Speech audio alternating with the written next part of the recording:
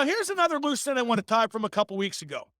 We were talking about different bookers, and you cited George Scott and Vince as the best bookers you worked for. Who else was good that you worked for, and who was the worst? Who's the worst booker? Eddie Gray was really good too. Oh, in Florida, yeah, he was good. Yeah, very good. I didn't mean to leave him out by any means. The worst booker, Ole Anderson. What made him the worst booker? He couldn't catch up with the times. I mean, a smart guy, make no mistake, but he couldn't keep up with the times. What about when you worked for Dusty? Dusty got criticized. Dusty was a great booker too. Oh my God, He did put himself over, and I'm not being critical that's because okay. He was uh, so innovative. I mean, that became a point of contention with he and I. But at the end of the day, he and I made nothing but money. My God. right, right. Well, and Dusty was so over too. Like that's kind of a catch-22. If you're the booker, but also a legitimately big star, you got to feature yourself. Exactly. Now, what makes a good booker? And can the booker possibly keep everybody happy? Should he even try to do that? Well, because he can't. And they're I, gonna he'll I always tell the guys at the top now, if they ask their question, I say, "You take the top 10 guys and give everybody else to somebody else." oh, that's a good idea. Yeah, only 10 guys can get to you. That's a really good idea. I mean, how many bookers acted on that? How many do you think did that? Well, I'm Did you talking do? about I wasn't signing as a booker. I'm talking about I told John Laurinaitis when he became the head of talent relations. Right. I said, "John, for this to succeed, like in the old days, you get the TV and there'd be 30 guys wanting to talk to Vince. Right. Well, he can't talk to 30 guys and get his job done. So finally, along comes talent relation. Okay. At that time, it was Pat, but then all of a sudden it's Jim Ross, and it's a huge job. Being a head of talent relations is a nightmare because that's the job where you get the heat. Some guys are built for it, some aren't. Now, can you But book that? the way to succeed it is limit the number of guys, and I say your top guys, and then everybody else talk to somebody else. No, that's very profound. Can you book by committee, or does one guy have to? Yeah, absolutely. But that's been tried many times, including with You you you involved. you can write by committee, you can't book. You have to have one guy making all the decisions, right? Well, it's nice to surround yourself with people that do it. I mean, I never claimed to be a good booker. I know how to book myself. That I'm really good at. Okay. I mean, whether I'm winning or losing, just like I know how to do it in the ring. But booking by committee, that only because my name was my name did I get all the heat. I can tell you example of things that never even came out of my mouth, but Flair said it. That sorry, it didn't work like that. Did you like the book? Was it something you enjoyed? No, I I would hated it. bet not. I hated it. Why'd you do it then? To make sure that I had a place on the roster. Oh, come on. It wasn't that bad, was Oh yeah, it? what? Oh, absolutely. What Jim hurt? Where do you want me to go from there?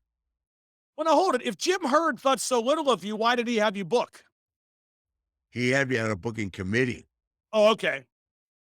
I didn't book. I was on a I've never been the booker. Never, not even for a little bit, just on a committee. Never. Just Wow. explained the whole time. Now, But whatever came down came from Flair. Didn't come from Kevin Sullivan. Didn't come from Mike Graham. Didn't come from Greg Gagne. And sure as hell didn't come from Bill Dundee. I'm sensing some sarcasm on your part. No, what I'm saying is my name was the one that Flair booked it. Even though we all sat there and pulled our hair out of our head, only to have uh whoever was running the company go, no, no. I mean, so why even do it? You asked me why I did it? To make sure I still had a job. What are the pros and cons of an active wrestler being the booker? The worst case scenario.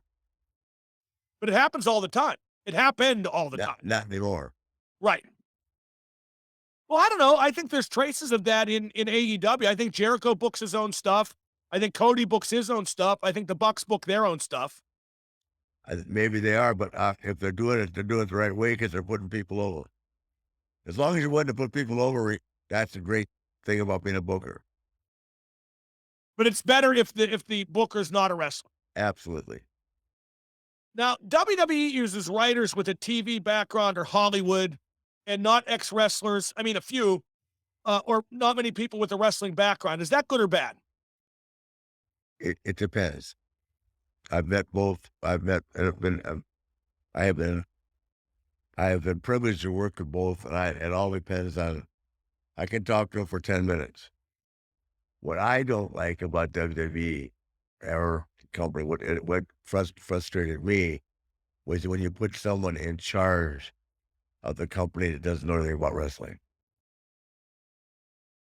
Gee, I wonder who you're referring to. I'm not going to harp on his name. No, no, no, that's fine. I'm just kidding. No, I know Uh, that that I couldn't live with that. well, let me ask you this: of the guys you worked with in WWE who weren't wrestling people, who were writers, period, who were some of the better ones and what made them good? Ed Koskey, fantastic. Dave Kapoor, fantastic. Brian Gorwitz, fantastic. Bruce Pritchard, fantastic. I even liked working for Heyman, um, which people both think that we argued all the time. We didn't. We actually communicate on a pretty regular basis now. Um, I want to ask you about Gewurz, or how do you pronounce his name? Gerwitz. Gorwitz, yeah. Yeah, forgive me, Brian, if I got it wrong, I love Brian, yeah. but I got to tell you, when he first started writing, I used to hate the way he started stuff out, like some of the programs. But then the direction it took, he was a lot better at the finish than at the start, and I guess that counts for a lot.